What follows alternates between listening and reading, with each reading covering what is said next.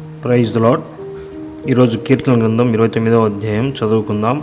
దైవపుత్రులారా, యెహోవాకు ఆరోపించుడి, ప్రభావ మహాత్యములను యెహోవాకు ఆరోపించుడి. యెహోవా నామమునకు చెందవలసిన ప్రభావమును ఆయనకు ఆరోపించుడి. ప్రతిష్ఠితములగు ఆభరణములను ధరించుకొని ఆయన ఎదుట సాగిలపడుడి.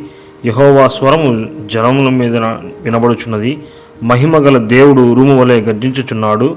మహాజలముల మీద యెహోవా సంచరించుచున్నాడు. యెహోవా స్వరము బలమైనది. యెహోవా స్వరము ప్రభావము గలది. యెహోవా స్వరము దేవదారు వృక్షములను విరచును. యెహోవా లెబనాను దేవదారు వృక్షమును ముక్కలుగా విరచును. దూడవలె గంతులు వేయినట్లు ఆయన చేయును. లెబనోనును షిరియోను గురుపోతు పిల్లవలె గంతులు వేయినట్లు ఆయన చేయును.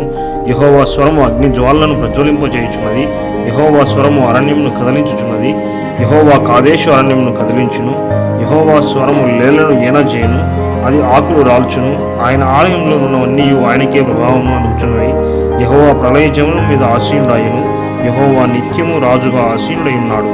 యెహోవా తన ప్రజలకు బలమును అనుగ్రహించును. యెహోవా తన ప్రజలకు సమాధానము కలుగజేసి వారిని ఆశీర్వదించును.